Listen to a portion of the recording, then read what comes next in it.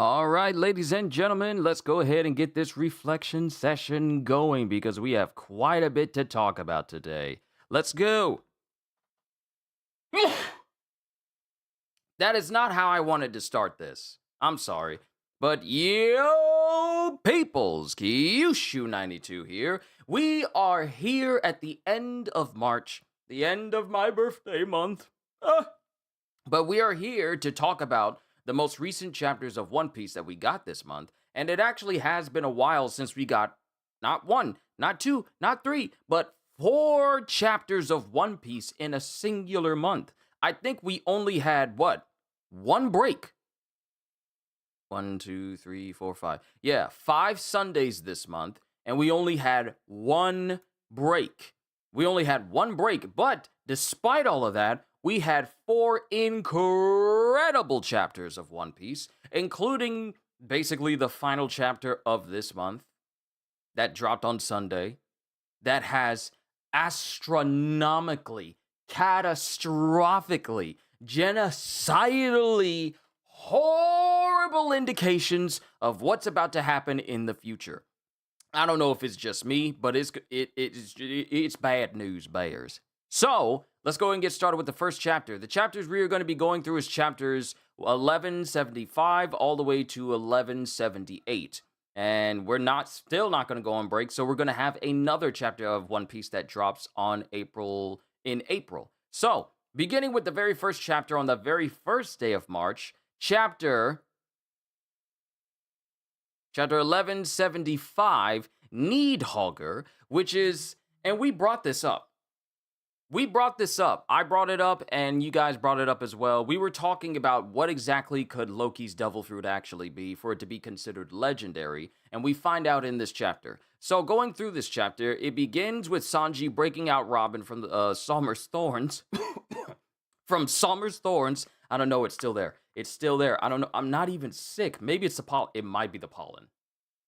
Because I have been going outside lately. It has to be the pollen for me coughing this much. Because it's thick in the air. But Sanji breaks out Robin with Diable Jambe from Sommer's Thorns. Everyone is free. All the Straw Hats are free. Because now we see that Sommer's Thorns can be broken with heat. Even though they can't be broken with, like... Well, I honestly, I don't know if they can't be broken by someone trying to chop into them. But they're incredibly durable. But Sanji breaks through Robin's bindings with Diable Jambe, and everyone else is free, including, Usopp, Nami, and everyone else. They're all freed. And mind you, this is still a situation where the Owl Library is still being set on fire right now, along with the school.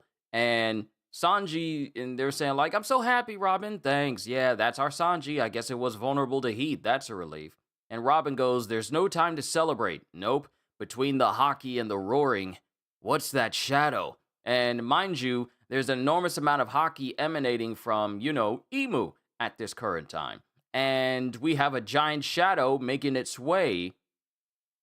A giant shadow making its way in the distance. And we're cutting over to the Western Village where all of the giants who were injured, hugging their children in order to free them, they're standing there. Mind you, since they're back up there, Sommer's powers have reactivated, and the children are still bound up by thorns.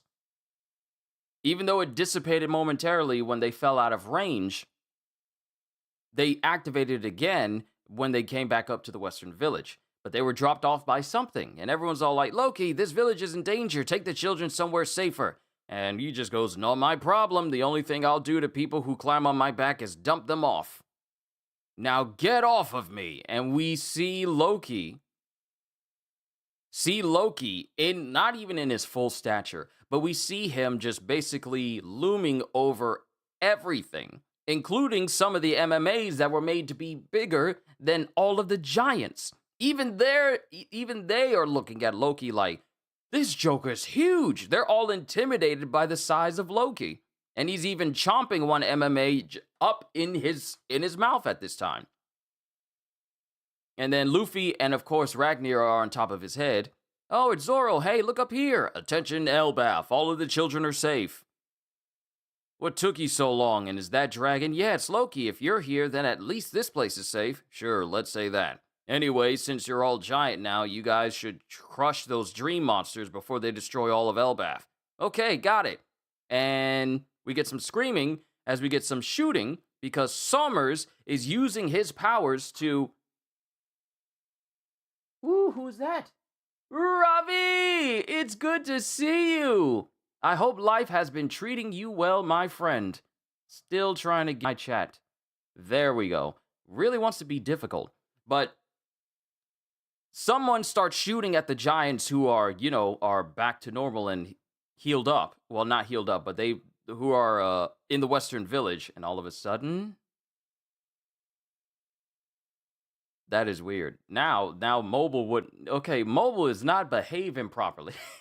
What is going on with the mobile apps of YouTube right now? But getting back to it, there's shooting going on, and we get Oimo and we get Anji, and they've been injured because Summers has reappeared again, pretty much lamenting over the fact that, mind you, in 1174, he was losing his mind over the thought of both the children and their parents and their relatives were all going to die by falling into the underworld. He was just choking, laughing, and he was just bawling, snot coming out of his nose, drool coming out of his mouth, tears coming out of his eyes, just at the mere thought, the mere twisted thought of all these people and their children dying. And now he's back and he's livid because he doesn't get that.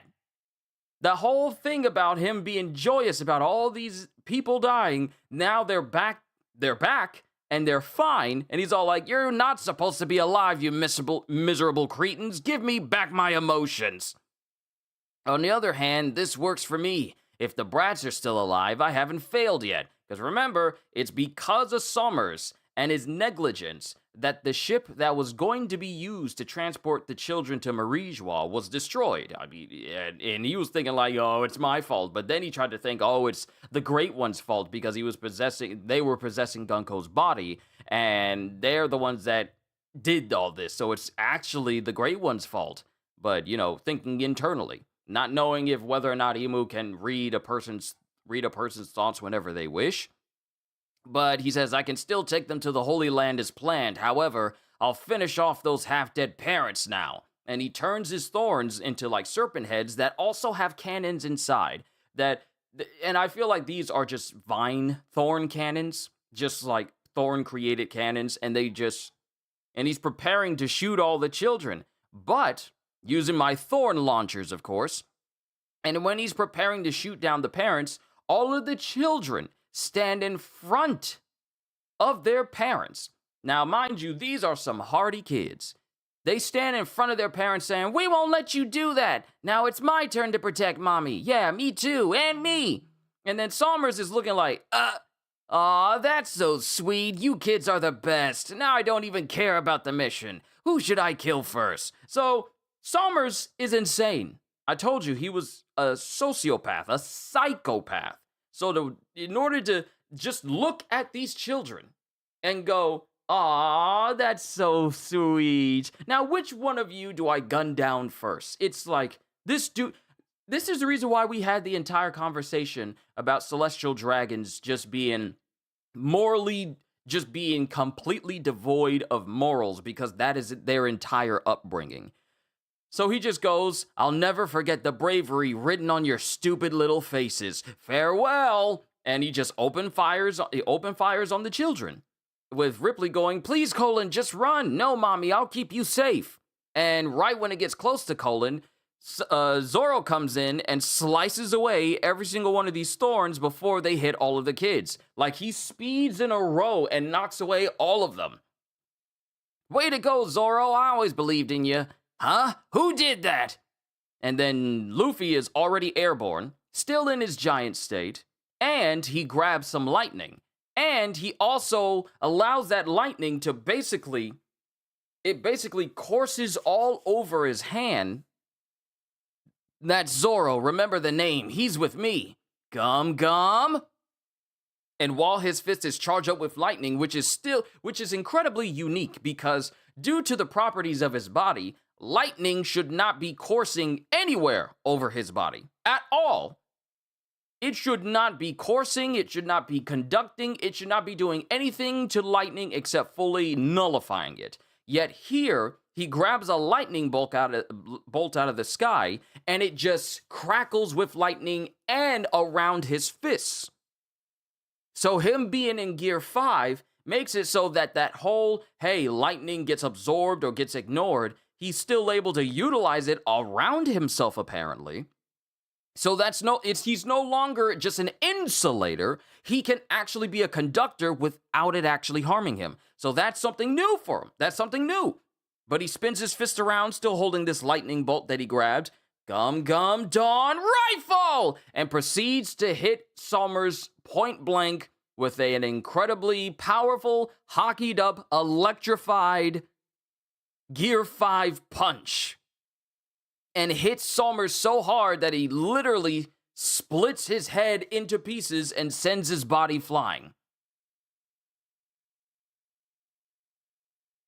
And in that instance, all of the thorns that are surrounding the children formally fall off because Somers has been knocked out of commission so much that, well, his powers basically waned. And all the children are looking, and even Ripley is looking because they finally see Luffy in his Gear 5 state. But to the Giants, they see Nika. And they're saying, what's that? Colin goes, Mommy, look, I finally get to see Luffy all in white. He looks just like Nika. And then Ripley lays back down going, I think he really is the warrior of liberation. And then Somers is screaming, Nika, a bedtime tale for children. Mind you, his body is still in pieces. He hasn't fully regenerated back. But while he's flying through the air, while parts of his body is falling to pieces, because Luffy literally punched him to pieces, while he's falling, Loki comes in and proceeds to squash all of his pieces into one spot in the middle of Western Village. Ah, it's Needhogger! Is that what saved us? Let's go then. And then Chopper is looking on with Gabin, because Gabin's in the background, Chopper's still tending to him. What's that? It must be Loki. I've never seen that before. And that's when we get explained what this devil fruit power that Loki has actually is. What's the treasure of Elbaf? A devil fruit, a forbidden one. The dragon fruit's mythical type model Needhogger. No matter who eats it, they will transform into the largest dragon in the world, and the maximum size of the beast corresponds to the one who eats it. In other words, if a giant eats it instead of a human, or an ancient giant instead of a giant, the potential power of the fruit is extracted in greater measure. It is said that the obsidian dragon breathes lightning and is so vast that day falls into night when it flies. So we get explained exactly what this devil fruit actually is. And it truly is a legendary fruit. Because the only way that its fullest, most maximum potential can be realized, is if it's in the hands of an ancient giant. And since it's in the hands of Loki, the Needhogger fruit can showcase its fullest strength. And unique to this creature, it breathes lightning instead of fire. So now we've seen this before with Kaido, Bolo Breath.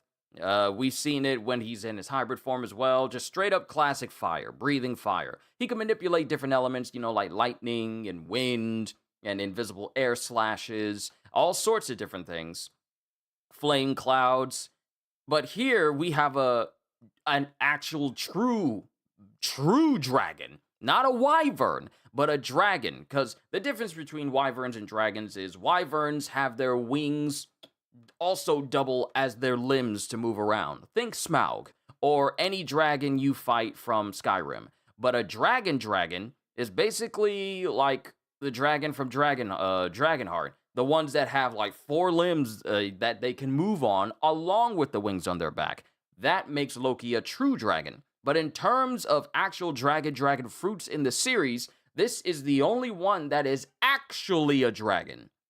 Because all the dragon fruits we've seen have been have models that are patterned off of dinosaurs. Triceratops, Brachiosaurus, Allosaurus, Spinosaurus, all these different types of Pachycephalosaurus, all these different types of dragon types, but they're only ancient dragon models, but they're ancient types. But Loki is now the first official dragon fruit user that is that is an actual dragon. And Kaido doesn't count because his is just the fish fruit. So he's not a dragon type per se, but only in, appearance only. It is said that the obsidian dragon breathes lightning and is so vast that day falls into night when it flies. And due to the danger this power possesses, this power poses, not possesses, but poses, you've been making sure no one can eat it? Not quite. If anyone tries to eat the fruit, the guardian hammer Ragnir blocks their attempts. In Elbaf, we have a legend about a warrior god. He wielded a weapon known as Ragnir, Iron Lightning, and turned into an enormous dragon to face off against the sun god. He fought alongside a trusted loyal ice squirrel known as Ratatoskr. And see, this is where it comes back to, I predicted that Ragnir would be Ratatoskr. I predicted this the moment we saw Ragnir for the first time, and during Harold's rampage before Loki brought him down. I knew that he was Ratatoskr. Or at least I said, wouldn't it be crazy if he was Ratatoskr? And it looked like my assumption was on the money.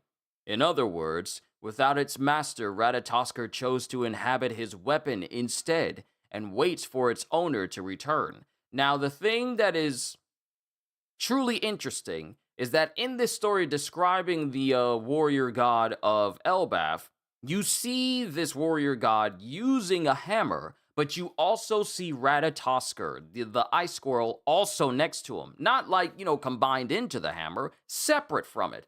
So the notion that Ratatoskr chose to inhabit his weapon, either Ratatoskr had a devil fruit power beforehand, or there's a process that allows animate things to inhabit inanimate things that goes beyond just the process of inanimate objects having devil fruit powers. Like a full-on bazooka, a sword, also and swords and weapons, like all sorts of different things. So I'm interested as to how that process happened, because that's the first we've ever heard of something coming to inhabit something that wasn't a devil fruit. And the thing about Ragnir is that he can freely change in between his, squirrel form and into his hammer form as well.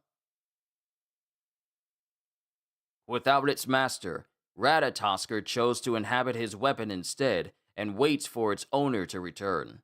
So the legend says. And now Ragnir, after an eternity of standing guard over the fruit, has finally chosen Loki. And we show Loki, it shows Loki chasing after the MMAs, with every last one of them running scared. Now, here's the thing. Back in Punk Hazard, something in my eye is really trying to bother me while I'm moving it.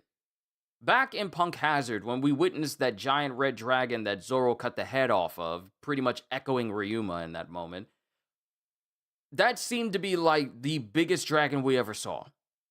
And then we had Kaido later on, who was just incredibly huge. I don't know how big Kaido is, but clearly not big enough for Luffy to not use him as a jump rope later on in the fight.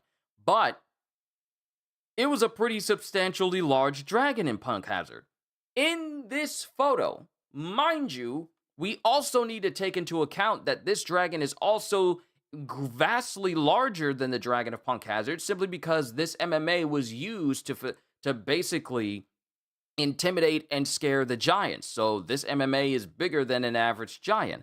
However, in this panel, Loki easily dwarfs this dragon in size. That is how big this dragon is.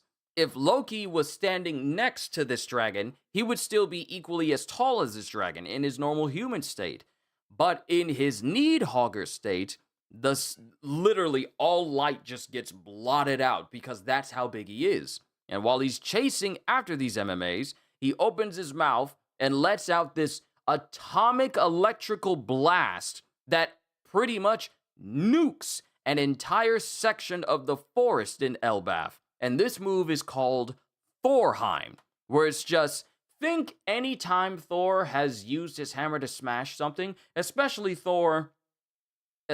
back when during the Infinity War, when Thor arrived with Stormbreaker and was taking out all of those little minions of the Black Order in Wakanda, and then he jumps up and he smashes the ground and everything just implodes. The sky gets dark, lightning starts to appear everywhere, and he just smashes and everything gets decimated. Think of that, but 10 times bigger. 10 times bigger, to the point where it easily dwarfs even ancient giants, and the whole place is nuked. Just the whole place is nuked. And Imu just watches on as the MMAs are completely devastated. And as it shows Luffy in his Nika state, Loki in his Needhogger state, and Ratatoskr just, hopping around and seeing, Imu from Marijwa goes, "I see. So, Needhogger, that's where thou were." Because apparently, Imu has been searching for Needhogger for a very long time. On top of the world government trying to search for, futilely searching for the Nika fruit, for it is still insane that the will of the Nika fruit was so strong that it resisted and managed to avoid the hands of the world government for 800 years. See, here's the thing, and we got to think about time for a moment. Searching for one thing in a year, that's still a long time. 24 hours, especially if you're doing something or not doing something, 24 hours alone can feel like a long time. Even if you're doing something, time does not speed up incredibly fast when you pay attention to it. So imagine going 1 year looking for this fruit, and then you can't find it. Now imagine going 5 years looking for this fruit, and then you can't find it. Okay, let's go up. 50 years, still can't find it. Okay. 100 years, still can't find it. Okay. Now add on 700 more centuries, and you still can't get your hand on this fruit. You've scoured the globe. You have absolute control over every subordinate that you've built up over these 800 years, rules and standards that you've set. Who knows how many lineages that swear fealty to you. And for 800 years, you couldn't find this fruit at all? No. It's like Vegapunk said. Well, not even like Vegapunk said. It's what the Godosei said when we first saw the Nika fruit for the first time. It's as if for 800 years we try to get our hands on this devil fruit. It's as if it's purposely avoiding us. Well, it's been said that Zoan fruits tend to have some sort of will of their own. So for 800 years, this fruit could never get into their hands. And now it seems that the same can be said for the Needhogger fruit, because no one's been able to get their hands on it since the age of the warrior god versus Nika of that time. Now, whether the Nika that Chief Jarl is describing is the exact same Nika who Joy Boy was all those years ago remains to be seen. But I would not be surprised, considering Joy Boy existed 800 years ago. So I would not be surprised if that very same Nika we saw in that photo, along with the warrior god versus Ratatoskr, is indeed Joy Boy himself. So I wouldn't be surprised if that was the case. But Imu has been searching for this fruit alongside that of the Nika fruit. Now imagine if the world government actually got their hands on this fruit. Can you imagine how bad everything would be? Because we wouldn't have Luffy as he is. We wouldn't have the instances of him, because a lot of Luffy's pivotal MVP moments stem from him also having, the Gum Gum fruit. The Gum Gum, the Hito Hito no Mi model Nika. Imagine how different the world of One Piece would be if the world government actually got their hands on this fruit, and Shanks never got it, and therefore Luffy never got it. Can you imagine how different Luffy's life would be? Can you imagine how different the crew dynamic would be for Luffy if his powers that helped out Nami, Usopp, Sanji, Zoro, and pretty much everyone who's joined up with the Straw Hat crew. Can you imagine how different it would be if he didn't have those powers and the world government did? But yeah, this chapter ends with Emu saying like, "I see, Needhogger, that's where you were," and that's the end of chapter 1175. So to the 1176, titled "With Pride," after Loki basically blows up all these MMAs. Frankie and Lilith are still, getting some stuff ready, and that's when Lilith displays something called the ODC, the Omni Drain Converters. And using that, we find out that it's like their hover function should work on Elbaf. Just feel. It's everywhere, all around us. That's energy. Have you ever run off a more potent fuel than cola? And Frankie and Bonnie are looking even more confused. And then we get Usopp, who's seeing this fire spread all over, and he's also terrified that there's a giant black dragon flying around, but sees Luffy on top, so the thing is like, yeah, it's got to be okay then. Then we have Robin checking on Saul. We have Zoro and Nami heading over to order to help people out, and Robin is checking on Saul. He's still fine, though heavily injured.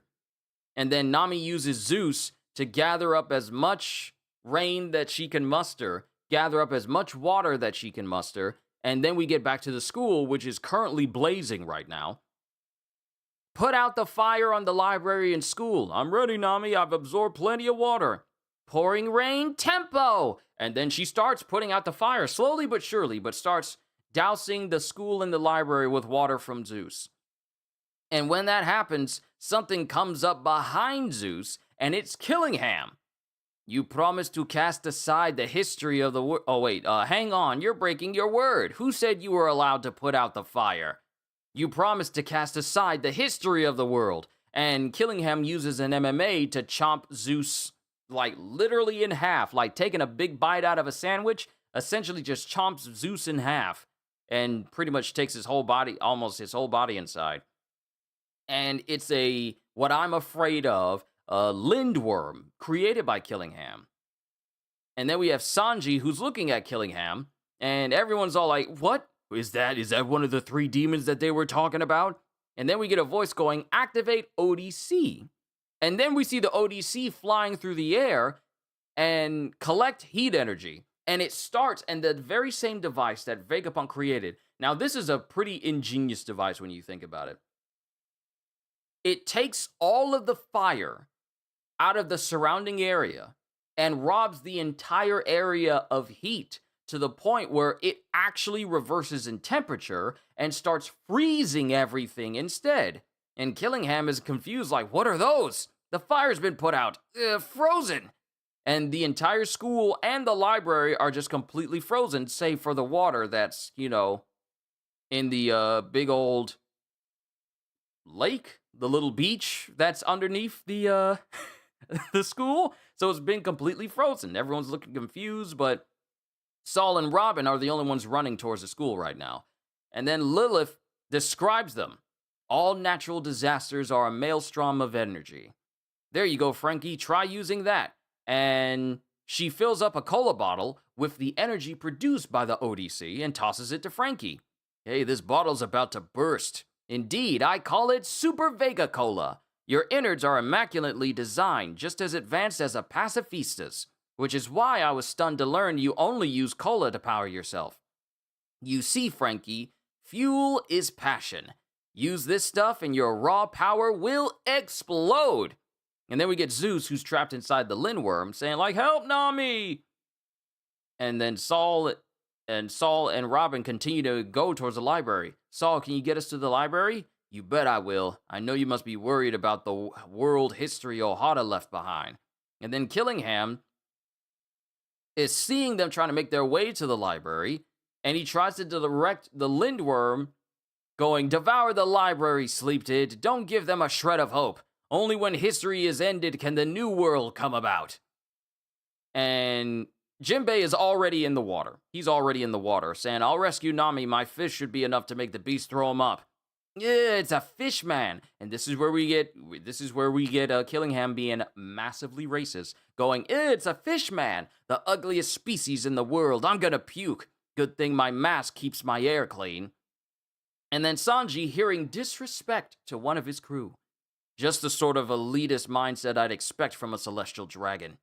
For the crimes of being ignorant of Jinbei, former warlord of the sea, and insulting a member of our crew, I think you need a hole in that mask of yours. And then, Frankie, after getting supercharged by that Super Vega Cola, goes flying into the air with, Super! Look at my hops! All the muscles of my body are screaming. Any monster I unleash on is gonna cry uncle after a single punch. And then Frankie jumps up in the air with, Super strong! Jinbei gets ready with, Fishman Karate's secret art. And then Sanji gets ready with Ifrit Jamba. And then Killingham and the Lindworm are just looking as Sanji is above Killingham, spinning. And then Frankie bodies, well, pretty much not only bodies, but beheads the Lindworm with super strong Dexter. And then Jinbei helps Zeus escape by punching the body of the Lindworm with Vagabond Drill, Braikan. And then Sanji is the one to deliver the final hit directly on top of Killingham's head, bursting his bubble, literally and figuratively, by crushing his head with Konkase Crush. And in that instance, these three Straw Hats bring down a member of the Holy Knights. Mind you, regeneration is still a thing, but they dealt a blow that Killingham will not soon forget. So then we get to the Western Village, and we have the rest of the giants who are currently still going up against the Domi Reversi giants. And they've been cut into, but they haven't gone down yet. So it's just the Warriors of Elbaf versus the giant pirates who have been Domi Reversi'd. And that includes Dory and Brogy. So while this is going on, every cut we make just seals itself up. I know these men, it's hard enough just to bring myself to attack familiar faces.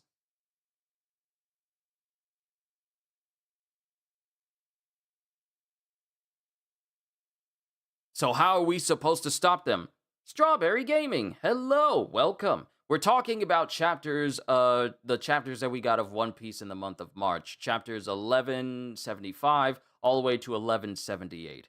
And that last one, that last one scared me. So how are we supposed to stop them? And it shows the giant pirates, is constantly fighting. But we also see Dory and Brogy, who, after cutting into themselves while Zoro avoided them, a couple chapters ago, they are momentarily brought back to their senses. Are you in there, Dory? Just barely, Brogy. I'm living through my deepest shame, hurling insults I don't believe at my beloved Chief Jarl. If I were to take his head, it would shame my family for generations. Yeah, it can't happen. So we're in agreement. Of course. Farewell, partner. We'll never give in to demons. That century of battles was the best time of my life. We are warriors of Elbaf. When we die with pride. And while they still have their senses, they behead each other. And everyone's just looking like, Captains! Even Zoro's all like, Dory, Brogy! And everyone's screaming their names. However, when their bodies fall to the ground, heads separated from their bodies, they're surrounded by fire, and then they flip over into the ground, and their real normal bodies are back to normal. Except, Brogy's hand is still dismembered because Imu shot his hand off before he did his, diabolical covenant against him. And it shows that Dory and Brogy are fine. They're back to normal. Despite being beheaded in their Domi Reversi states, they are now back to normal. Huh?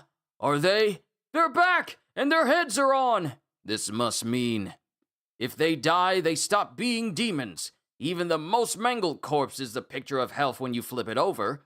No need to hold back. All we have to do is inflict fatal damage to turn them back to normal, like chopping their heads off or running them through the heart. Come on, these are our comrades. We can't do that, can we? And then all of the Domi Reversi giants stopped stopped their assault because now they realize, oh, the only way to turn you back to normal is to deliver a fatal blow to you. And everyone, Stanzin, Harudin, Dory, Brogy, and Zoro, they're all smiling at the thought like, oh, I get to beat up my friends in order to save them. I get to dismember them if that's what it takes. But Zoro's smiling, going, you hate to see it. It's a real shame. It pains me on the inside. A real heartbreaker. Don't take it personally, but prepare to die. So with this one things I love, a couple of things I loved about this specific chapter in particular is we got to see more of that same mentality. That same mentality that was present for Jinbei when he was fighting Who's Who. With Who's Who looking down on Fishman, seeing them as nothing more than scum. You know, like they're disgusting. And then we saw Jinbei literally break Who's Who off with Demon Brick Fist. And because, that's what that type of behavior gets you. You either suffer some mental consequences or you suffer some physical consequences. And in Who's Who and Killingham's case, they both suffered physical consequences. Who's Who got punched directly in the face so hard, literally broke his saber-toothed teeth. And Killingham not only got his Lindworm utterly destroyed before he could destroy the library, but also got his head completely crushed in. Special air bubble completely shattered around him. And just bodied completely by Sanji. So one thing I like about it is what I love about the Straw Hat crew is that they are not, discriminatory. And if you insult a member of their crew, they're going to body you. Especially Jinbei, because of some people's stances on Fishman as a whole, especially those of Celestial Dragons or just nobles in general. The general opinion is that Fishmen are just either they are good only for slaves or they're good to stay in the ocean where they belong. Stuff like that. So I like it when one thing I love about this series is that the nobles who think they're so high and mighty look at anyone that's beneath them as if they're less than nothing. Who take pride in discriminatory and racist remarks or just basically racist mindsets when they get their comeuppance. It is so enjoyable. It doesn't feel gratuitous. It doesn't feel like it's rushed. It doesn't feel like it's just in there for shock value. When these people get what's coming to them, it just feels so satisfying to witness, because one should not live their life looking at others as if, well, you're less than me because either your skin color is different than mine, your nationality is different than mine. People who behave that way are complete and utter fools. There is no leeway for that sort of behavior, and what I love about One Piece is that those who behave that way, most often than not, people just either scoff at them and ignore them and don't give them the time of day, or in terms of villains who behave this way, they get beat into the ground, which is so satisfying. So that's one thing. The other thing is finding out that Domi Reversi has caveats that allows it to be undone. Not just the way we saw it being undone when Rox was fighting Garp and Roger, in terms of, you need to exhaust this person to the point where you're using Conqueror's Haki at such a maximum output that this person is not capable of fully surviving. Nothing like that. But no, there's a caveat to it. Deliver fatal damage to this person, and they're able to come back to normal. They're able to be returned. So there's a caveat there. And that caveat gets weirder when we go into the next chapter, because the next chapter introduces another caveat to Domi Reversi that I question greatly. Not that it's bad, but I question, like, if this is how it can be undone so simply, then perhaps it's not as all-powerful and all-consuming. Then Emu's power is not as all-powerful and all-consuming that I thought it was initially. Because you managed to grab someone like Rox, and it's all like, oh no, this is bad. If they could get Rox, who else can they get? But the next chapter we get after this brings into question just how valid and ironclad Domi Reversi and Imu's power in general actually is. So, it just ends with all the giants with Dory, Brogy, Harudin, Stanzen, and Zoro, they're all looking as they're preparing to basically cut all these giants down in order to bring them back to normal. Congratulations! You're being rescued! Please do not resist. It is literally that moment for them. Hey, so in order to turn you back to normal, I need to behead you? Well, hate to see it, but so in the next chapter, that was chapter 1177. Well, 1176. In 1177, we have Furious, which cuts to the Western Village, where it shows giants being tended to by other giants. And it shows some giants fighting each other. It shows some giants fighting each other, but also some giants grabbing their kids and going and, leaving. Colin's trying to stay behind to see all the action. He's all like, whoa, the giant pirates are gonna fight. It's gonna get hairy, kid. Get inside with you. You're not allowed to watch this. And Colin, who has always stood as a kid who was proud of his warrior heritage in Elbaf, seeing the giant after living in a childhood where giants would tell him, this is no longer the big warrior nation that we used to be. We now want to enter into an era of peace that King Harold wanted us to be into. So there hasn't been far too many moments for Colin to enjoy giants just being the proud warriors that they are. So having that rare moment where giant warriors are proudly going to fight, he wants to stand around and watch. Because he still had that mentality even before Gunko grabbed him, and even before Somers wrapped him in thorns. He still had that mentality. So come back, and then we get the Domi Reversi giants going, come back to us, captains. We got ample strength and regenerating bodies. Enjoy the feeling of liberation, unchained by any concepts of evil. Mind you, these dudes look the most evil out of every single person here. That's the thing. The way they look, Imu's powers transferred over to them and change the powers that Imu has changing these giants. They do not see the way they look and the way they're behaving as evil, which is crazy, by the way. Which means that Imu does not think that anything that they do is evil at all. Because Imu just is. The same way that Darkseid is, Imu just is as well. We've got ample strength and regenerating bodies. Enjoy the feeling of liberation, unchained by any concepts of evil. Just feel this power, Captain Dory. And one of the giants stabs into Dory's arm, also breaking his buckler in the process. Look at how you submit to a new master. So much for the pride of the giant pirates. You empty-headed fools should be ashamed of yourselves. And Dory stands there, still brandishing his sword despite the fact that he's been stabbed in his arm, which is oddly enough the exact same arm that Brogy is currently missing now. Mind you, he's missing everything from like the wrist up because the gunshot wound. And then we cut back to Chopper at the lift by the Sun World, where Gavin is being tended to by Kashi. I can't attack you guys. DDT, Rhodes. You can't attack us? Is that your excuse? Come to our side, Kashi. It's incredible to have an undying body. You can say you can't attack us, but could you do it even if you wanted to? Let's see you try. And the thing is, Kashi still doesn't want to attack his fellow giants because they're like, no, I can't attack you guys. Mind you, Kashi doesn't know the way to turn them back to normal. So it's like, no, I can't fight you. And remember, all of these giants have grown in size.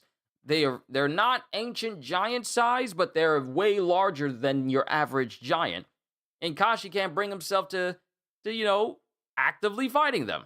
Please, Kashi, you gotta fight. I can't. We've been friends for decades. I can't hurt them. And then there's a clang sound with Chopper screaming out Kashi's name.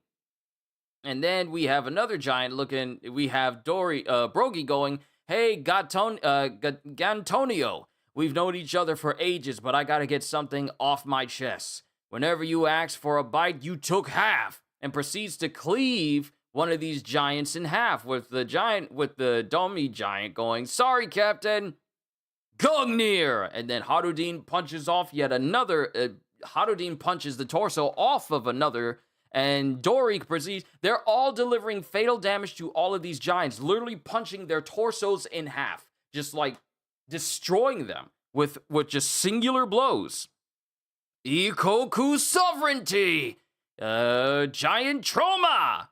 Three Sword Style, Red Ogre Mega Rage! And Zoro's the one who's doing the most, simply because he's slicing these giants into pieces. And while all these giants are being sliced apart, Jarl's looking on with any other giant that's around him going, "Don't worry, you guys won't die from this." Terrifically fatal stuff. But do they seem a little too eager? No, Zoro's getting into it. Like, oh, I get to cut down to giants and I don't get in trouble for it? This is the only way to save them? Well, so it goes. And then we go back with Team Chopper, and Kashi still can't bring himself to attack his friends. Run away, Kashi. I'm sorry, I can't do it. And Gavin prepares to fight, even though he's on an IV right now, is currently being tended to. Chopper chomps on a rumble ball and proceeds to slap one of the giants in the face. Now, here's the part where we get to the caveat that I discussed. So it's already been shown that fatal damage is capable of reversing Domi Reversi. But here we have Chopper strike one of these giants directly in the face, saying, "Knock it off, you jerk." And the giant just laughs it off, going, "Ha, that doesn't hurt. It doesn't even..." But then we see something peel off the back of this giant. And it looks like a shadowy imp of some kind attached to him. And then the giant just falls to his back and then gets reversed from the Domi Reversi just in that instance. And Chopper's looking confused. This is Chopper who reversed the Domi Reversi. And even Chopper's looking confused, huh? But he's back, but how? Then we go back to the Owl Library, where Nami is refueling Zeus so he can regain his size again. And then we have Killingham, who has been summarily defeated and dismembered by the Straw Hat crew, with only his head being detached. Well, basically, only his head being held up by Jinbei. Jinbei has him by the hair, but also has a gag in his mouth, which isn't really doing much to keep him from speaking. Frankie is tending to his legs, tying those up, and then we have Zoro. We have not Zoro, but we have Sanji, who's sitting on his upper torso. "Curse you, fiends! Do you have any idea what kind of pain awaits commoners who dare to defy God? Get your hands off me, you filthy fish!"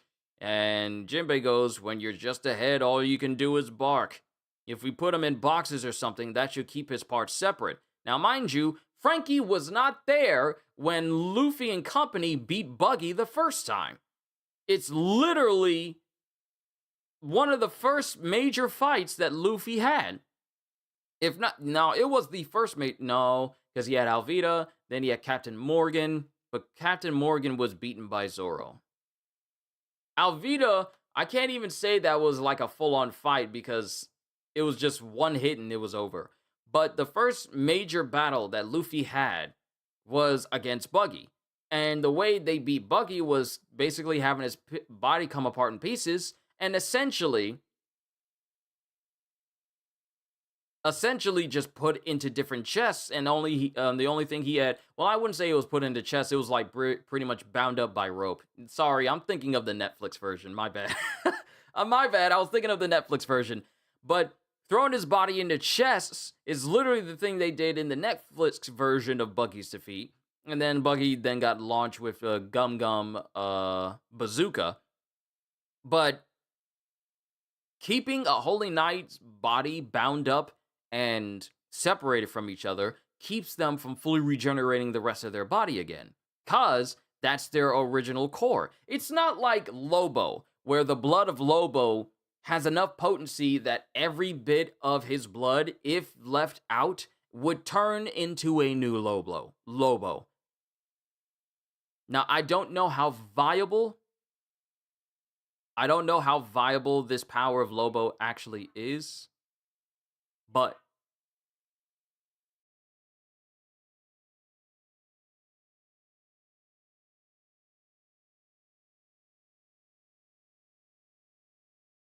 I don't know how viable that power is for Lobo right now, but Holy Knights can't regenerate their bodies separate from their parts. It would have to reattach to it. It's not like the Immortal Hulk, where Hulk's body was diced up and put into different jars, but he was still alive. And then all he did was snap his fingers, and then his body just came back together again. That's Hulk. That's not Immortal Hulk. But with the Holy Knights, you can keep them subdued if you keep their body parts dismembered and separate from each other. So that's the reason why Killingham hasn't fully regenerated now. Suppose there's a way to finish them off. If we put him in boxes or something, that should keep his parts separate. Supposedly, there's a way to finish him off. So these are the knights who protect the Holy Land? These are the knights who protect the Holy Land? I think we got too strong, Sanji. Luffy's an emperor now. Yeah, I'd like to believe that, but it's sickening to think that Elbaf was brought to its knees by this scum. Huh, that's right, maggots. Keep overlooking us. My thing is, you're saying, that's right, maggots, keep overlooking us? Your entire existence is looking over other people. What you mean, keep looking over us? Keep overlooking us. Your entire lineage, your entire status as a celestial dragon is literally based on the ideology of looking down on other people. Be careful, one of them is still unharmed. And then Nami continues to feed Zeus, saying like, there's fire burning all over Elbaf, so I want you to keep dropping rain on it. Okay, will do. And then we have Loki flying in the distance, constantly unleashing Thorheim, just blasting the area, but also constantly still setting it on fire. It's enormous like a Neptunian. If it's with you, then is that Loki? Because they see Luffy riding on top. What, you guys are buds?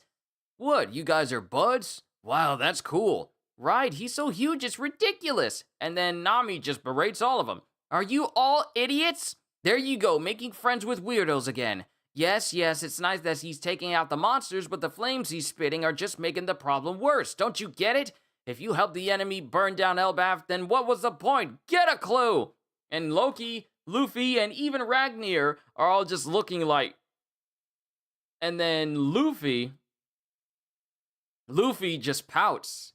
Luffy just pouts because he's been reprimanded by Nami. And then, Ragnar just pats him on the shoulder like, there. I got yelled at because of you, Loki. I'm destroying the people who are harming Elbaf. Why should I be scolded by your crewmates? And Loki tries to blast Luffy. But nothing happens because his body is still an insulator, even though he's shown he can manipulate electricity around his body.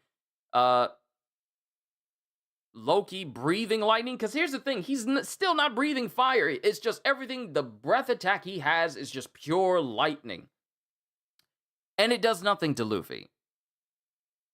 Oh, it's just lightning. Why doesn't it work on you? If it did, I'd whoop your butt right now. And then we cut back to an explosion, and Luffy hears it. And we cut to Team Brook on Branch Route 8, where Brook is telling Usopp to stop getting up, to run away, get away as fast as you can. Because Imu was apparently... Is that a cannon? That looks like Imu summoned a cannon. Imu apparently summoned a cannon to blast Usopp.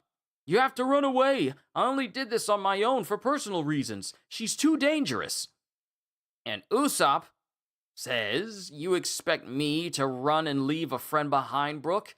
A real warrior doesn't run away.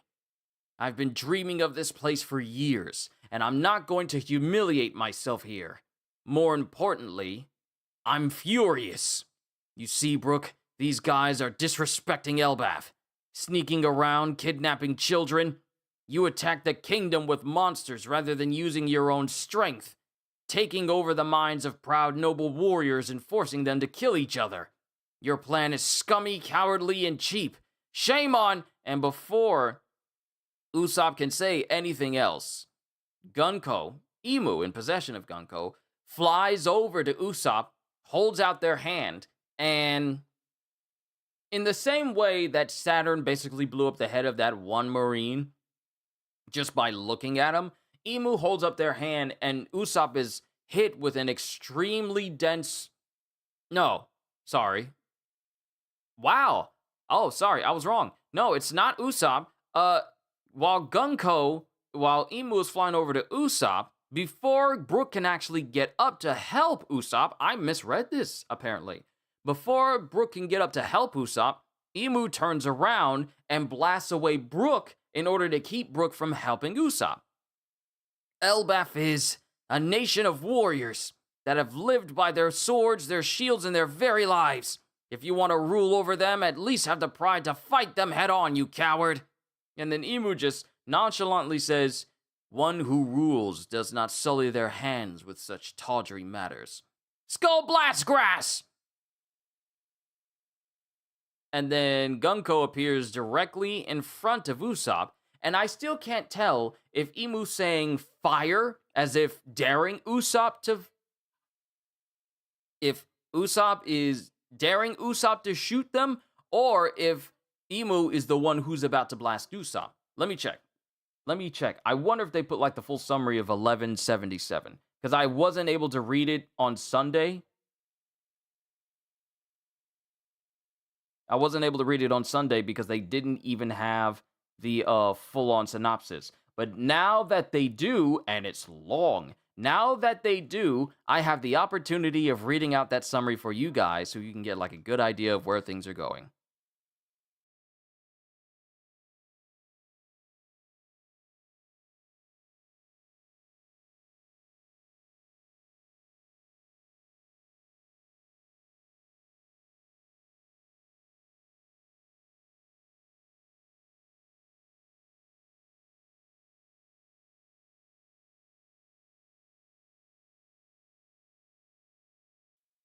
I love my family. So, now that I have the opportunity to read through this, now I can read through the entire summary.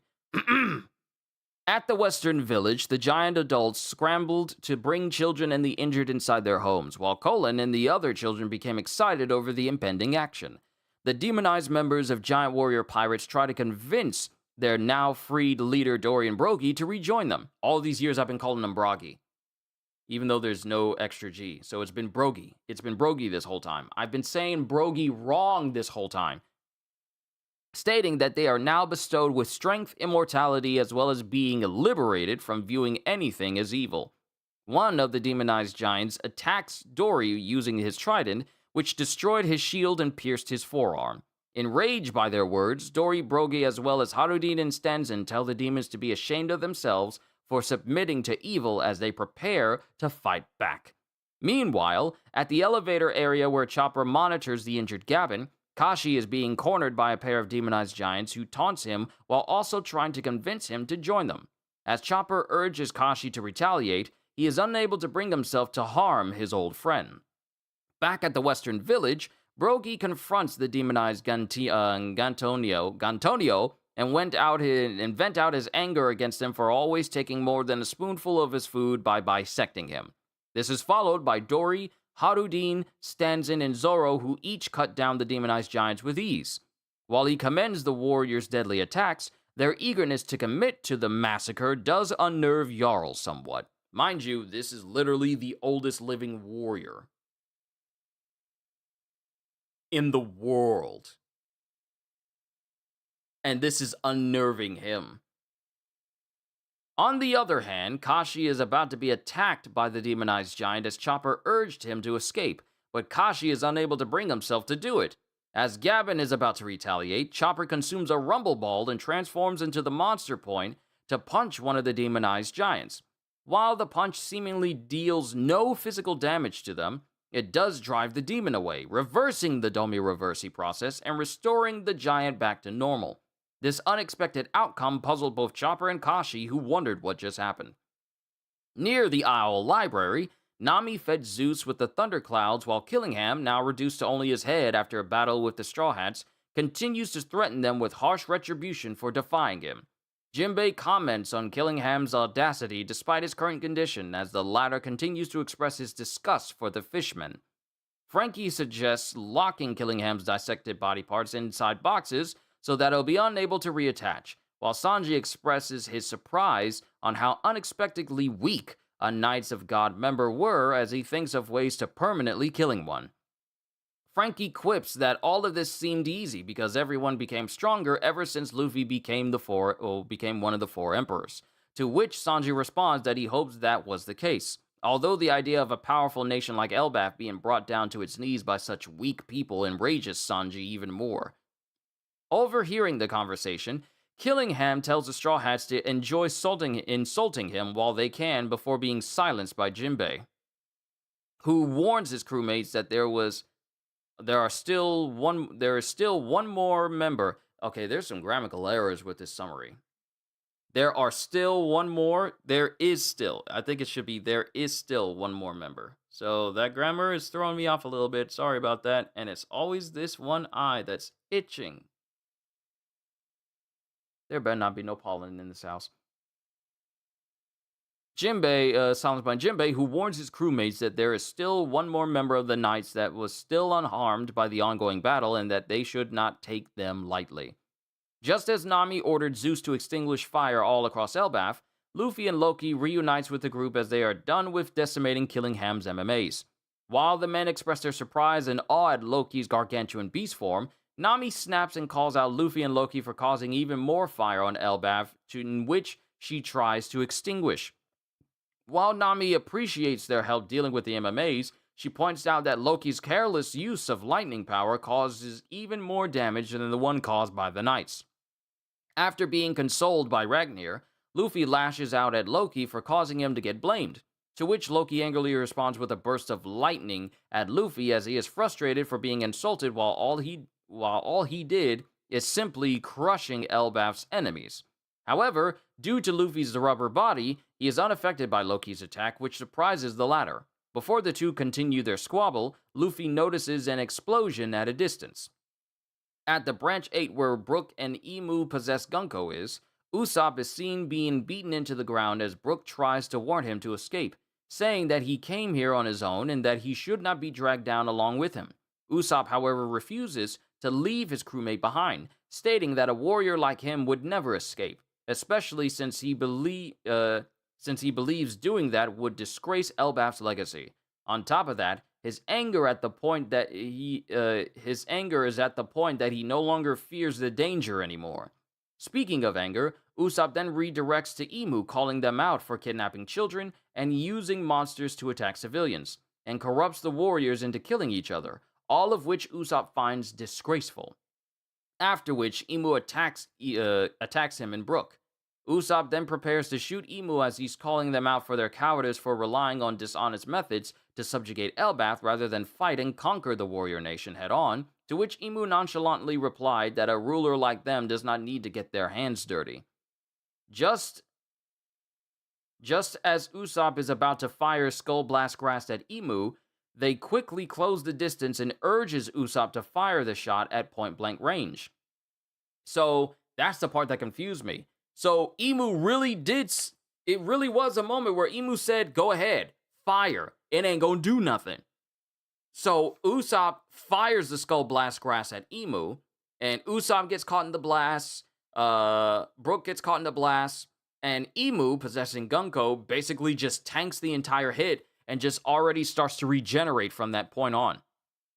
And this is the moment where Luffy and Loki both see Imu in a sea of fire along with Brook and Usopp, saying, Usopp, Brook, this is the one, the source of the Haki that reached the underworld. And Imu's looking at the both of them. Hey, Loki, I'm seriously Luffy is incredibly angry. Forgiveness was never an option. And then Imu ends this chapter saying, thou canst obey or die. Nika, Needhogger, this battle will divide the world, And that is the end of chapter 1177. But I'm going to finish this summary here for 1177 before we move on to the last chapter. And then I'll go through that, I'll say my thoughts, and then I'll call it a session after that. So that way I'm not just, constantly droning on. Let me just get to the front of the page. There we go. So, continuing, let's see. They quickly close the distance and urges Usopp to fire the shot at point-blank range. This resulted in an explosion that injured Usopp even more, while Imu regenerates the damage unfazed. A moment after that, Luffy and Loki arrive at the scene, to which Loki confirms Imu as the source of the powerful haki that reached the underworld. Upon seeing the badly injured Usopp and Brook, Luffy became furious at Imu for their actions, while Loki affirms that he will not let them get away with it. As a confrontation ensues, Imu remarks to Luffy and Loki, referring to them as Nika and Needhugger, respectively, and that not in a respectful tone, but just like one after the other, respectively. That regardless of if they submit or die, the ensuing battle between them will inevitably split the blue planet in two. So that is 1177. Now here's the most scariest chapter that we've got in a very long time. Chapter 1178, Waking from a Nightmare. And we have Luffy, who flies over and drops off both Brook and Usopp. And Frankie's all like, you want backup? Like saying, take care of them. But then Frankie says, you want backup? And Luffy says, I'll call if I need help, but for now you should keep your distance. And Luffy prepares to run back over to where all this is going on. Loki's going to get pretty reckless coming from you. And that's when Imu starts speaking. Some years ago, a ship of giants was spotted at sea. Their captain was especially gigantic, but they shrouded themselves in deep mist, attacking only government assets whilst remaining unseen. And while that's going on, Loki charges up another Thorheim and blasts where Imu is, while Luffy's all like, hey, I wanted to beat the bad guy. And Imu, unscathed, floating above Loki, goes, at the same time as this, rumors spread far and wide of a massive flying creature. And so the dots connect. So that means that before Shanks apparently brought Loki back and Loki was imprisoned for all those years in the underworld, Loki was out there just decimating government ships as a giant black dragon the whole time. Ever since he got this power, just essentially just going around causing chaos. There you are, you'll pay for what you did to Usopp and Brook. And before Luffy can get too much closer to Imu's shadowy self bursts out of Gunko's body. Not violently, but just projects itself further out of Gunko's body. Kind of akin to the way that they did with Saturn during the God Valley incident. And Luffy's all like, something popped out! If only thou wouldst vanish off the face of the earth, as rocks did. And this catches Loki's attention. Like, rocks? Diabolical covenant. And proceeds to stab both Loki and Luffy in an attempt to Domi Reversi them both. In exchange for a portion of thy lifespan, I will give ye greater strength. In return, ye shalt hate one another. So, Domi Reversi. So, Imu tries to Domi Reversi both Luffy and Loki in the hopes that they can make them hate each other and kill each other. And Luffy and Loki are looking at each other, and then they punch away the tendrils of Imu, saying like, what was that for? That doesn't even hurt. Get off of me, and what did you just say about rocks? And then Imu's going, as I suspected, ye are both. And before Imu can finish this thought, Luffy charges up with Gum Gum Dawn Gatling! And we see Imu getting punched to pieces by Luffy using Dawn Gatling. And then Loki calls on Ragnir, who takes on a very cutesy squirrel-like appearance, like it's a hammer, but it has the face of a squirrel and the ears of the squirrel coming out of it. Ragnir, look out, Luffy! and it shows Loki directly in front of where Emu is, preparing to swing his hammer, even though Luffy is directly in the path. And Luffy manages to get out of the way before Loki uses Nibelheim and freezes Emu in an entire block of ice. And that includes Gunko as well. Whoa, you can do that as a finisher? Wait, I haven't gotten in enough. I haven't gotten in enough hits. And that's when Luffy leaves his Gear 5 state and he's incredibly emancipated. And Loki's all like, I don't know who that is in there, but this is the quickest solution. I was just too big before. Then we cut to the fishermen village in Elbaf. That's on fire. Everyone's trying to contend with it. Then we cut over to the huntsman village. That's on fire. Everyone's trying to contend with it. But they also realize that Loki is not the one who killed Harold. Well, not the one who maliciously killed Harold. I mean, he did kill Harold, but he didn't do it maliciously. So that was a lie this whole time. But they're also kind of still reprimanding and upset at Loki because all of his blasting with Thorheim all over Elbaf has just created more fires across all of these different villages. So while they feel bad about blaming Loki for Harold's death, they don't feel bad about blaming him for setting fire to all these villages. And then it cuts to Nami, who's using Zeus to basically reign over all these different areas to put out the fire. Jinbei's helping as well with Mizuko Koro Kairyui Panzuyoi. And even Lilith saying there's only so much the ODC system can do. Then we cut to the Western Village, where all of the giants, well, almost all of the giants, have been completely returned from their Domi reverse heat states. With them cheering on, going like, is it all over? If they flip back to white, it's a success. But if they get back up, it wasn't enough. I'm sorry, captains, I was taken over by some wicked urge. Don't let it bother you. We failed to resist it too. And it cuts to two other giants who are still alive. Two other giants who are still walking around demonized, saying like, darn captains, how dare you? And the next thing we get is Chopper running in and slapping the both of these giants straight in the back because Zoro was about to go like, hang on, I'll handle. And then Chopper comes in and slaps the both of them in the back, and in the shadows that are on these giants, they come out of their bodies and then they disappear. And then the bodies of these giants get reversed and they're back to their normal state. With them going, hey Zoro, what did you just do? I don't know why, but all I have to do is hit them and it cures their demonic power. Is it because you're a good doctor? And of course, Chopper just revels in it. That clears up this area, but what about elsewhere? No visible enemies around Craftsman Village, but we're dealing with fire. Brewer's Village has no enemies, but plenty of fire.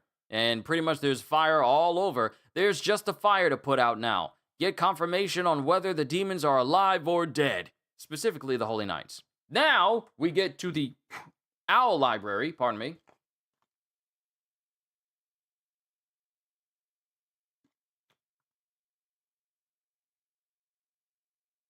We get to the Owl Library with Robin and Saul, and it's completely frozen.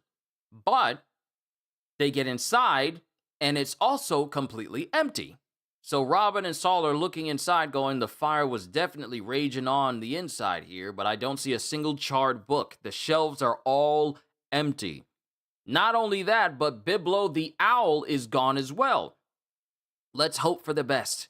Did he remove all the books? That would be wonderful, but where is Biblo now? Now we're back with Killingham along with Sanji and Frankie going, once we finally started fighting back, it didn't take long. It's not like this was an all-out war against the whole organization.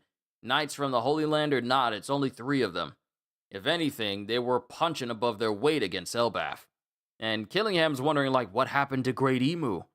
And now we're at the outside of the Western Village, which is where Somers got stomped. I thought it was the center of the village, but it was actually the outside of the Western Village. And Killingham's pieces were squashed into like a giant handprint-sized crater.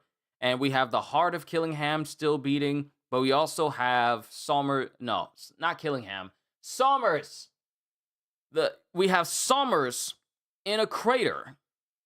The pieces of him in a crater that Luffy squashed him into. And then we have Summer's head slowly coming back together, but it's hurting him for his body to come back together again. And then we have Luffy, who's being tended to. We have Luffy, who's being tended to.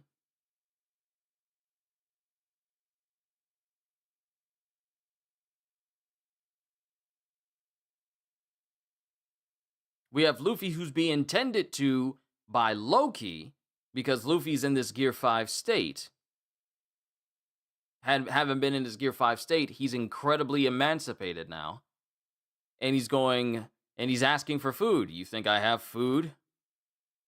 Can you join a big One Piece fan? Yeah, by all means, join up in the chat down below. We're talking about all the chapters that got released in March. Chapters 1175, 76, and 1177, and then finally 1178. I'm almost done. I am almost done with this. Also, just to be clear, I don't discuss early scans of chapters that come out. That's a no-no, and I never read them, and I don't ever discuss them. So we only discuss the chapters that have been officially released on their Sundays, on their appropriate Sundays. So I'm just letting you know now.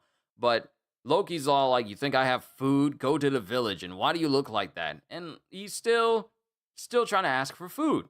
That's when Emu disappears from the ice block. Like the shadow they were projecting from disappears from the ice block they were frozen in, and we just cut back to Sacred Marijois. Not only that, but we have what looks to be like a destroyed town. Actually, Loki is goated though. You're not wrong. You are not wrong. The best way to contain the body that Emu was controlling was literally just to freeze it in ice. And here's my thing. I can't think of anyone better to have the Needhogger fruit than Loki, because we already know that the true potential of this fruit is brought out when a being of immense size consumes it. Not a human, not even a giant, but those with ancient giant blood within them. And Loki has already shown proficient capabilities of using it. And mind you, remember, every Zoan has 3 states. First is the full animal state. First is the animal state. Second is the hybrid state. No. 2. First is I'm thinking wrong. First is the animal state. Second is the hybrid state. Third is the awakened state that can be taken even further. So think about that for a moment. Every Zoan has the potential to be awakened. It can be. It's just very hard to do, as is the case with the Zoan awakened jailers in Impel Down. They failed to fully control it, and thus their bodies were basically subsumed by the will of that fruit, and that's the reason why they look the way they do. In the case of Rob Lucci, he completely gained control over it, and now he's awakened. Imagine if Loki awakens this fruit, and how much more powerful he'll be even then. Just imagine, because it has the capacity to do that. Mind you, with Kaido, we never saw him in an awakened state. We never saw him in an awakened state before. So maybe we'll never see Loki in an awakened state, simply because the Needhogger fruit in its current state, light as it is already incredibly strong. But who knows? But, continuing, let me finish this off. Let me finish the rest of this chapter. We're at Sacred Marijois. Emu's gone, no longer possessing Gunko's body. And we see the ruins of a town outside of Pangaea Castle. And I was thinking, either one or two things have happened since we've been gone from Marijois. Ever since Shamrock came back, and we never heard about Marijois after that point. The moment Loki's awakened state will become a beast. So let me finish this, because we're going to talk about it. We're going to talk about it for just a little while longer. I don't know how long I've been live, but I can't see it because I was looking at other things. But we haven't heard anything about Marijois in terms of what's happening there, because the last time we saw something happening, it's simply because Shamrock was called back to Marijois because they needed his assistance. We got issues going on in Marijois right now, so we need you to head back. And the last time we saw Shamrock was the last time we heard about anything happening in Marijois. After that point, Killingham, Gunko, and Somers just went ahead with the plan to kidnap the children, take them from Marijois, and use them as hostages in order to make the Giants of Elbaf turn them into indentured service for life, and also erase all of their history so that the world only knows them as the Giants that serve the world government, and not the Giants who are proud warriors and they have a deeper history in the world, probably as long as far back as the world government itself. So, whatever happened in Marijois has happened. It's done. So my guess, what's your guess on what's happening in Marijois? So the thing that's happening in Marijois, I feel the revolutionaries have made their move. I feel like they did that. I feel like it's the revolutionaries. This doesn't seem like a Blackbeard thing. Because I brought up Blackbeard. I said it was either the revolutionaries or Blackbeard. But the way people are just crying out and, in July, yeah! This seems like a more revolutionary thing. And my thing is, I can't wait for the chapters that explain what happened to Marijois that caused Shamrock to come back. So, but the thing is, that gets me is that whatever happened was so immense that we have literally ruined buildings outside of Marijois right now. So either the revolutionaries formally declared war on Marijois, the Celestial Dragons, and the world government, and they're fighting now because this is currently now. This is currently now. This isn't like 2 hours earlier. This is happening now, right when Emu goes back, assumes full control, and returns, mentally all the way back to Marijois again. This is happening now. So someone, probably the revolutionaries, have already started to make their move, and the war has officially started against the revolutionaries and Marijois fully. Because other than this, the revolutionaries have been moving around the world, avoiding Marijois until they went to go get Kuma back. And also, free as many slaves as they could in that same instance. There's that moment, but I feel like this would be the fullest declaration. Well, actually, I can't say it was the fullest declaration because they went out of their way to basically burn down the symbol of the Celestial Dragons when they were there earlier with Kuma in order to bring him back. They destroyed their food supply, and they burned down their symbol as an insult to them. So that would probably be a declaration of war. But if the revolutionaries are there right now, already trying to start some stuff,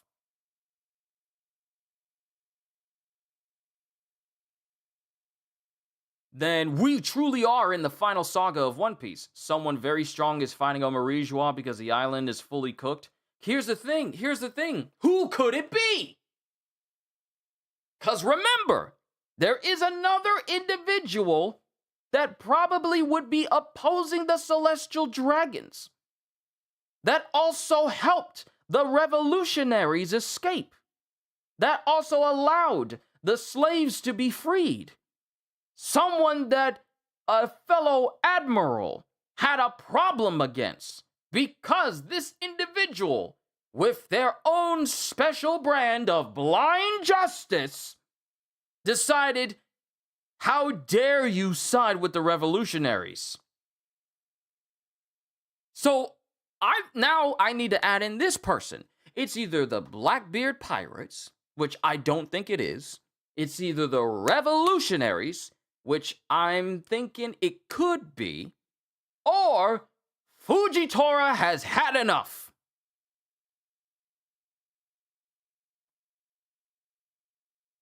Now, I threw that out there because you said someone strong, and the only one I can think of who's very, very strong in Marijois already is Fujitora. But at the same time, I honestly feel this is the revolutionaries.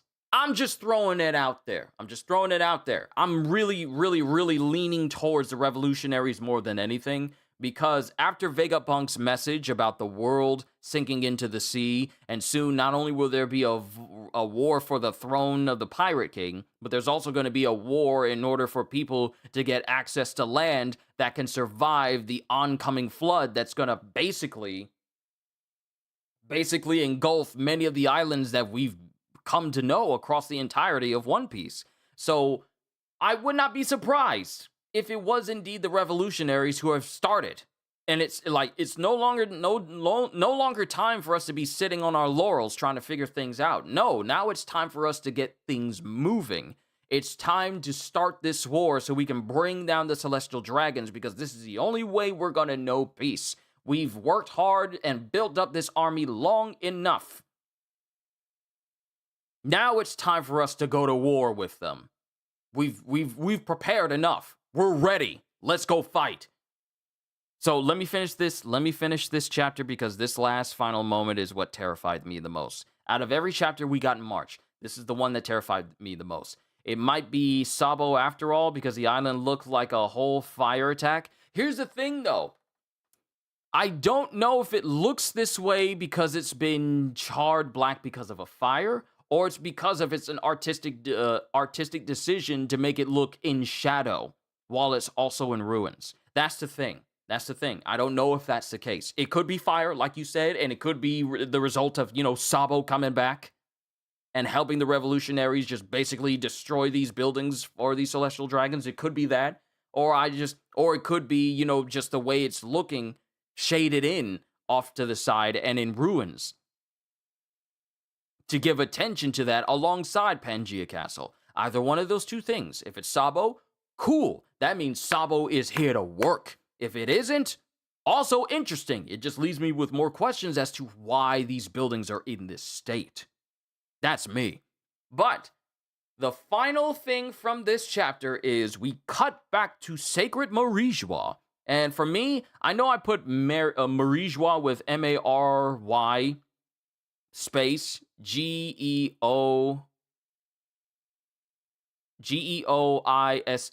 Marie-Joie, but I feel like Marijoa is the best way to put it. You know what? I'm actually going to change it to that.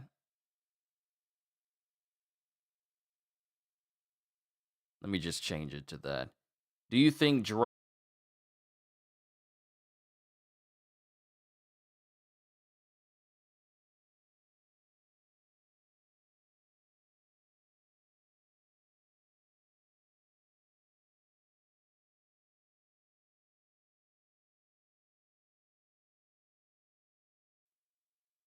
Okay, are we good?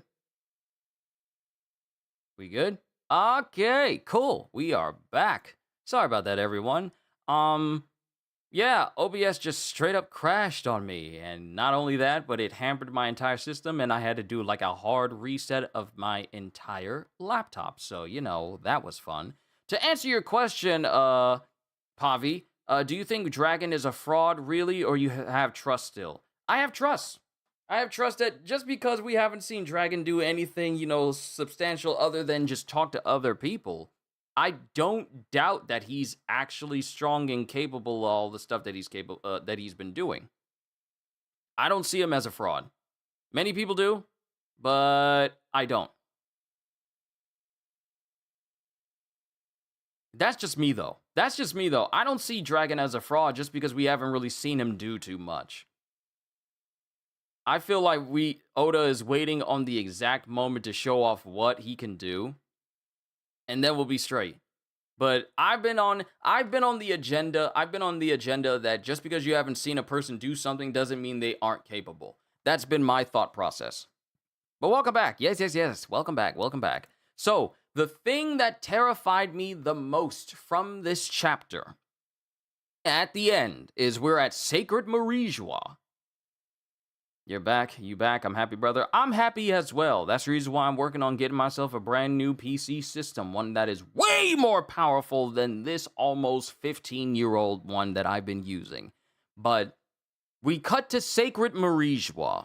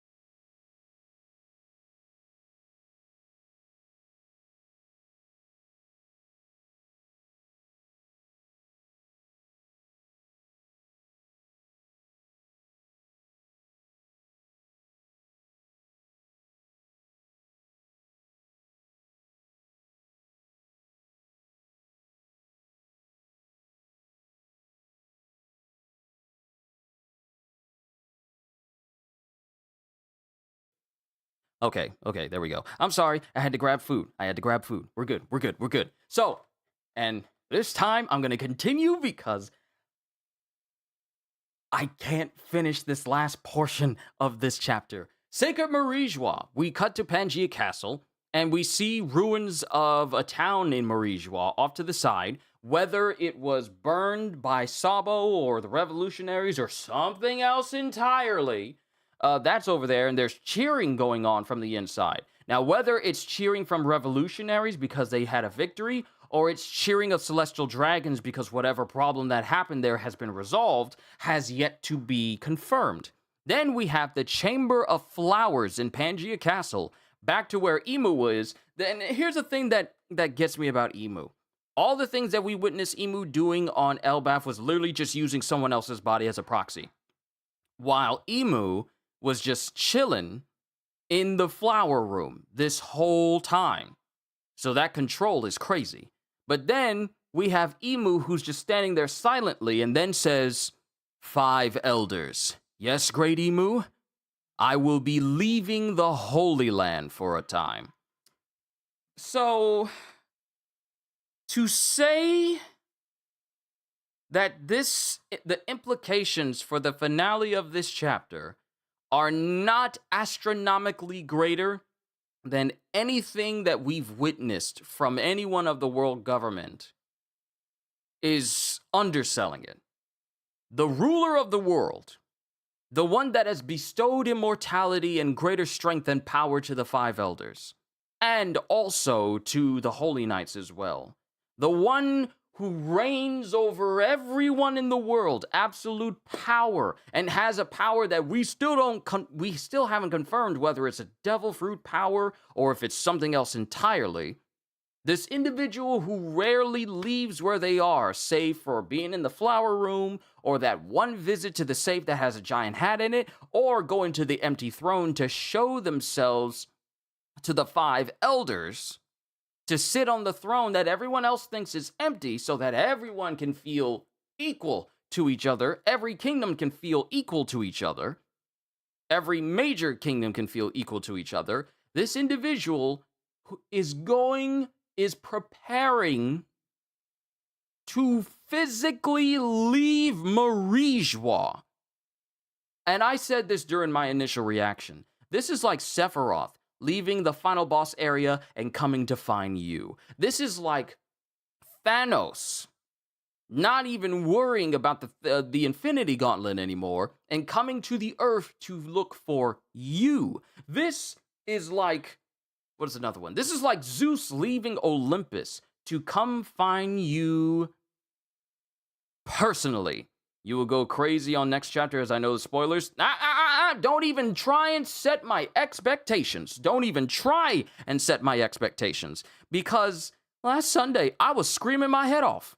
I was screaming my head off when I saw this. And I was yelling for almost 3 minutes. I think it was 3 minutes. It felt very, very long, to the point where I got very lightheaded as soon as I stopped. I lost it when I saw Emu saying, like, I'll be leaving. I'm leaving. Like, what? This is worse than Saturn with Kizaru heading to Egghead. That's worse than that. This is worse than all 5 elders showing up on Egghead to stop Vegapunk's message. This is worse than that. The ruler of the world is about to leave physically. I don't think people are ready for this endgame level boss leaving their boss room to go exploring. Because who knows what's about to happen? But I can't wait to find out. So, before I bring this session to a close, because the ending, like Oda is really setting us up. Really setting us up for something that is about to shift the world. Because think about this. Pavi, think about this for a moment. We started this series with a dude in a barrel who just happened to have stretchy powers, was utterly ridiculous in his mindset and ideals, gathering a band of pirates who all have their own quirks and weird moments and also precious moments as well, just having adventures across the sea. We've seen emotional moments happen. We've seen dramatic moments happen. We've seen a lot of death happen. We've seen in and everything happen. We have now gone from a simple dude in a barrel just sailing out at sea to literally entering into the realm of literal gods and monsters that have astronomically vast power compared to how we thought things were going in the beginning of this series. And now, long after being introduced to the person who secretly rules the entire blue planet itself, this person is preparing to leave their domain. To think, after the many years that I've been entertaining One Piece, reading all the chapters, reacting to the anime, checking out all it has to offer, I never thought we would get to the point where the ruler of the world would be making a move for themselves, like, earnestly.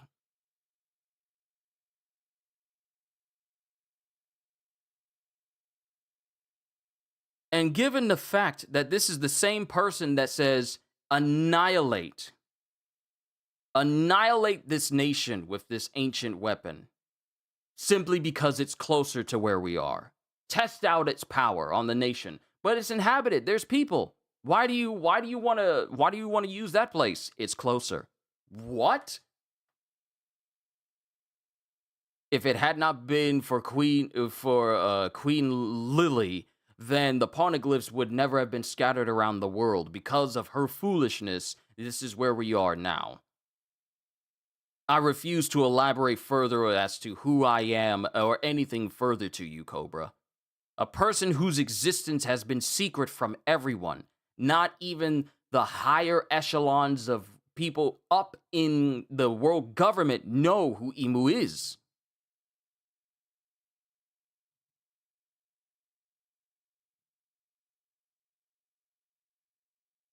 And now this person is preparing to leave. The thing that scares me, and Pavi, you bring this up, this is a very, very good point. Oda is a good writer, by the way. Very good writer. Fantastic writer. The pacing, it has faltered a couple of times, but that was in the past. The pacing now it's consistently going. But the thing that should terrify everyone is that the amount of power that Imu has showcased has always been through a proxy, has always been through someone else's body. So it's not even Imu using the fullest extent of their power from their own body. It is literally using someone to project their powers from. So what we've been witnessing is essentially a less powerful Imu, simply because I'm pretty sure the bodies that Imu inhabits are not strong enough to contain the fullest extent of their power. So what we have here is Imu preparing to leave, which means that if they ever display their power, Haki included, which is crazy, by the way, capable of projecting their own Haki through another user's body who doesn't have conquerors? Think about that for a sec. A body that doesn't have conquerors is capable of emitting conquerors when controlled by Imu. And now, the physical ruler of the world, with Haki so potent it can be felt from the entirety of Elbaf, which is a gigantic nation-spanning tree. Everyone can feel it. Is now preparing to leave the Holy Land.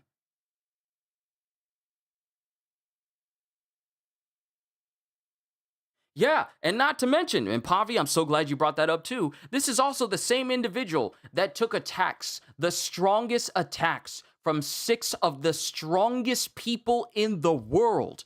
Rox, Garp, Roger, Whitebeard, Big Mom, Kaido. All of these people all attacked Imu, and it did nothing. Nothing! And that is just from Imu using Saturn's body as a vessel. Some of these individuals would live on to become the most powerful pirates across the seas that barely anyone could touch. And Imu shrugged off everything.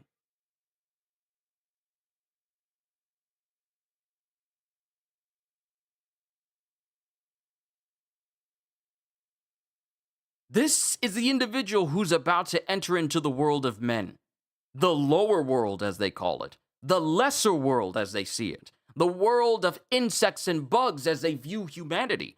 This is an individual who's about to go down to the world below. I don't think anyone is ready. Because here's the thing, Emu's like Yuha from Bleach, so much powerful. Yes! Yes! And the thing is, with Yuha Baha from Bleach, his power is absolute. No matter what people tried to do against Yuha, it always failed. As soon as he opened his eyes, everyone was put on the defensive and they couldn't do anything. Not even Ichibe Hyosube could do anything to Yuha. Yuha already knew he was going to win. He just allowed things to play out as they did. Because he already knew he was going to win. Yuha is literally the epitome of endgame level boss for a series. No disrespect to Madara Uchiha, but Yuha basically flexed on every single person he came across, and it wasn't until the very end until he was defeated. It wasn't like, oh, there's another person who comes in and then gets a good lick on me and then that hurts me. No, it's literally like the only person to really beat Yuha. Well, just in case there's people who's watching the anime.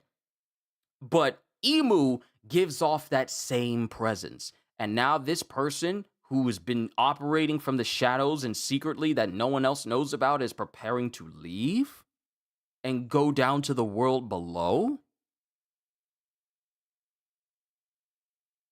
Seeing as how they can easily Domi Reversi anyone with a weak will?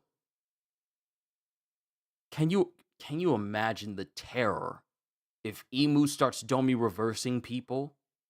And then there's just a cascading effect, and we're dealing with a world of just Domi reversing people with no one knowing how to get rid of them or how to stop them.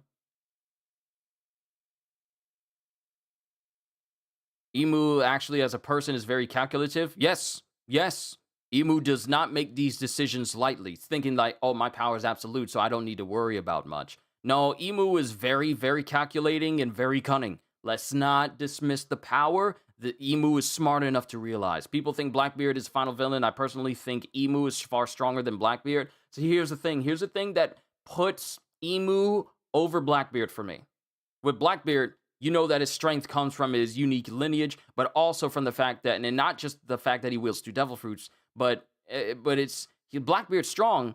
But we know the caveats to his power. The dark fruit, it's a unique Logia. He can't turn into the element. He receives more damage than normal. It's only his personality that basically hampers his assuredness for winning, because he gets so cocky sometimes. Sometimes he's incredibly cunning, other times he's incredibly cocky, and that's usually how he almost dies multiple times, because he almost got one shot by Magellan, and then he almost got cleaved in two by Whitebeard. And any other time he does not pay attention, because he's getting so full of himself, he almost nearly dies. Every single time.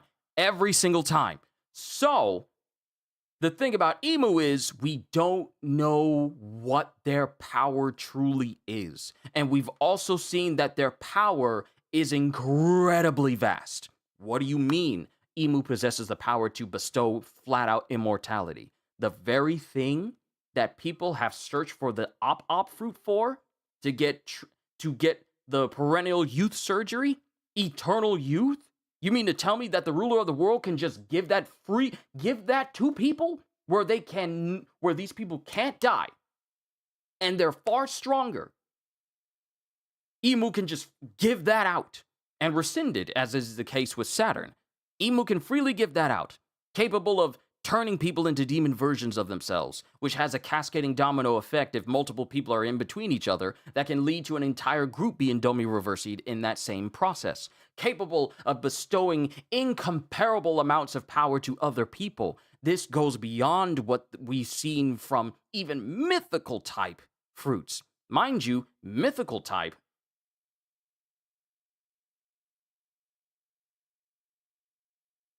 Mythical type fruits tend to just extend towards, like the user and their surroundings, but not to other people to the point where you can just straight up give immortality to people. Yo, did you see the mechanical heart? So that might be the reason for regeneration. If so, we break that, they will die, I think. Here's the thing that people keep confusing.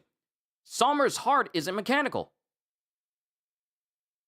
Sommer's heart isn't mechanical. That is literally just the ventricles of his heart. Because that's not a cog. That's not mechanical. That is literally just his heart beating outside of his body. I know it may look mechanical, but that's literally the ventricles, that your heart makes up. That's literally the ventricles of his heart, just like extending out of his heart, like the actual parts of that organ that sticks out. That is not mechanical. I don't know how people see that as mechanical, but his heart is not mechanical. That is an actual heart. But the thing about Emu that puts them over Blackbeard for me is simply because we just don't even know the fullest extent of their abilities. No, they told it's mechanical. Is it though? Because I don't see no sound effect that sounds like metal clanging together. Is it though? I'm not going to look it up. I'm not going to look it up because I don't want to run into any potential spoilers about the next chapter that's coming out. So I don't want to know. I don't want to know. I'll worry about it later. Don't even worry about trying to confirm. Just let me be oblivious until it's like formally known otherwise. But the thing that puts Emu over Blackbeard for me is simply because we don't know the fullest extent of their power, and the only caveats we've seen to it is that if you kill the person who's been Domi Reversi, they return to normal. It's not spoilers. It's in that chapter. So let me tell you what I'm seeing. Is this sound effect that's happening at the two panels above Sommer's head being put back together? Is that the mechanical sound that people are saying? Because if it is, I still don't see how him having a mechanical heart allows Sommers to fully regenerate. Especially considering that since Gunko's body was completely obliterated when Usopp shot Gunko before Cullen was taken, that included the heart as well. So I don't know if that plays a part in it at all. I honestly don't know if that plays a part into it. But then again, maybe there is something that happens to an individual when they get blessed with immortality. Maybe there's something way more with Emu's powers than we realize. Maybe. I don't know.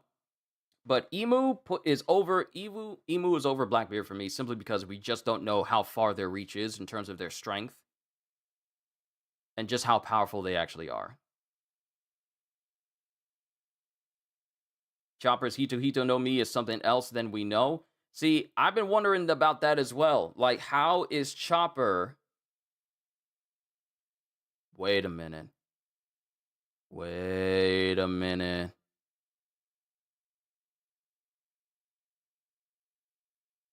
Luffy has the Hito Hito no Mi model Nika. Chopper has the human fruit regular. Sengoku has the human fruit mythical type model Daibutsu. What if the human fruit is capable of dispelling the effects of what Emu can do? Because remember, Emu said that demons are the truest forms of life. But what if humans are the reverse for that? What if humans are the counter to that?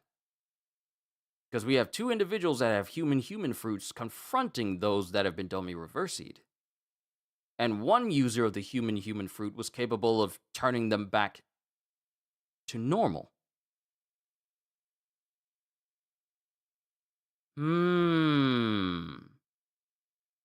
Should be interesting to see what the next chapter holds because, like I said, I don't look at the scans or anything of that nature. So I'm not trying to assume that's what's going to be said in the next chapter or not, because I don't do early spoilers or anything like that. I like to be surprised on the upcoming Sunday. So I'm not going to, so don't worry about trying to confirm or deny that this is what it is for the next chapter. Let me just find out this upcoming Sunday.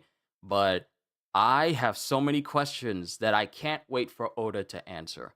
But Imu leaving is absolutely terrifying. Now, for my final thoughts.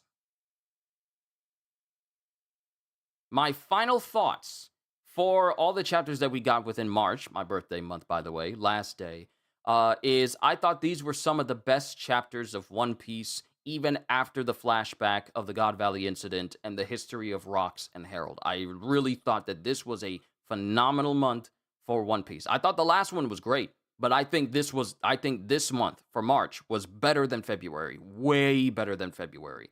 And I am kind of intimidated by what April is going to bring. These are chapters we are getting before summer. Before summer. So, I don't know. Wouldn't it be crazy if Chopper's fruit isn't actually just a human fruit? It's actually Hito no Mi mythical type model Oberon? You know, like the forest king from the fairy tales? Wouldn't that be crazy if that's what Chopper is? And him being able to change forms is actually mythical and not him, using rumble balls and stuff like that. But I'm just putting it out there in way left field because it could be, because I'm probably more than likely wrong. It'd be crazy if it was. But where we stand with One Piece, I honestly think that we are witnessing some of the craziest stuff that's about to happen for this series. Expect me to scream a whole lot later on, but overall, yeah, March was a very good month for One Piece. And that's where I'm going to call it, because I got food off to the side and I want to eat it while it's still very, very hot. And I'll probably have a session of Neo a little bit later on, because I still want to progress. But that's all I got. So to Waruna and Pavi, and to everyone else who happened to tune in while I was doing this long session, technical difficulties aside, I do want to say how much I appreciate you guys for just tuning in to me in general. You didn't have to, but I greatly appreciate that you did. But I'm done for today with One Piece Reflections. Thank you for stopping by. Hope you all enjoyed. Can't wait to see you all in my next video. Like, comment, and subscribe if you haven't already. Even consider checking out the membership and Patreon, because I am always looking forward to entertaining you. And because I know you're coming back anyway. Have a fantastic day, and once again, as always,